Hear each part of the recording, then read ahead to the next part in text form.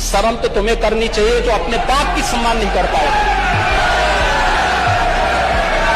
कम से कम इस बात को शर्म करनी चाहिए। अध्यक्ष महोदय, अगर हम धार्मिक परंपराएं मानते हैं और रीति रिवाज को मानते हैं तो ये समय नहीं है उन बातों को कहने का भी अध्यक्ष महोदय कि उन रीति रिवाजों के बारे में मैं नेता सदन से पूछूं, क्योंकि वो परंपरा भी नहीं रही है।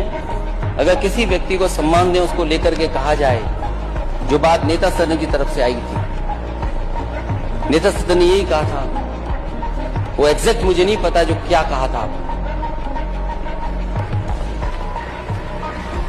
इस तरह के विचार on the floor of house नहीं आने चाहिए, क्योंकि अगर किसी के पिता के बारे में कोई बोलेगा तो स्वाभाविक है दूसरा भी किसी के पिता के बारे में बोलेगा। अगर आप परंपराओं पे चलना चाहते हो तो ये परंपरा आपको छोड़नी होगी,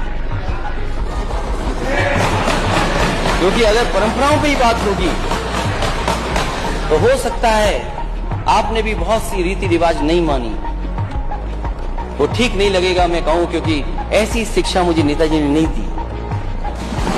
अध्यक्ष महोदय, ये मुद्दा कांग्रेस, समाजवादी पार्टी, बीजेपी का नहीं है, ये मुद्दा युवाओं और छात्र नौजवानों का है।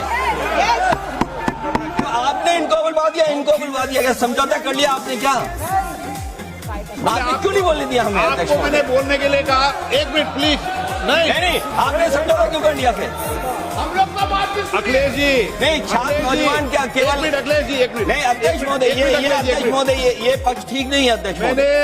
ये युवा छात्र नौजवान हम सब पे हैं, हम सब लड़ रहे हैं उनके लिए, हम सब लड़ रहे हैं उनके लिए।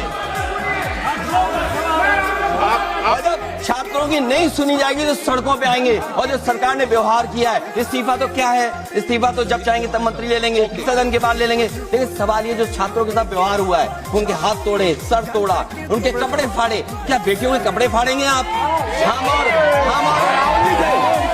अध्यक्ष महोदय, हम मजबूरी में गए प्रधानमंत्री के आवास पर।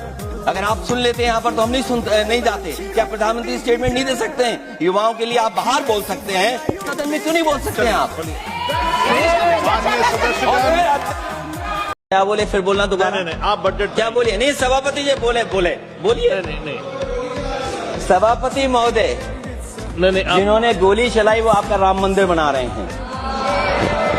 सभापति महोदय, जिन्होंने गोली चलवाई वो राम मंदिर बनवा रहे हैं। अगर कुछ पता ना हो तो जाकर के पूछ लेना, पता कर लेना।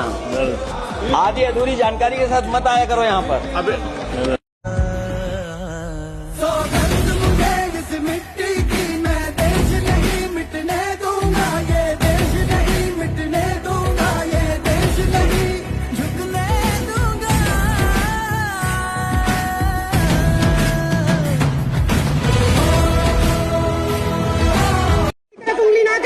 मेरी तरफ उंगली ना करे।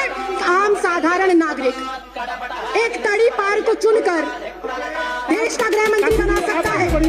एक चाय वाला, एक चाय वाला, एक चाय वाला, एक चाय वाला, एक चाय वाला, एक चाय वाला इस लोकतंत्र के अंदर एक वोट के अधिकार से सीधा चाय वाले से प्रधानमंत्री बन जाता है। उस वोटर आईडी कार्ड की कोई अहमियत नहीं। क्या बात करते हो? तड़ी पार कौन है? तड़ी पार कौन है? तड़ी पार कौन है? चाय वाला कौन है?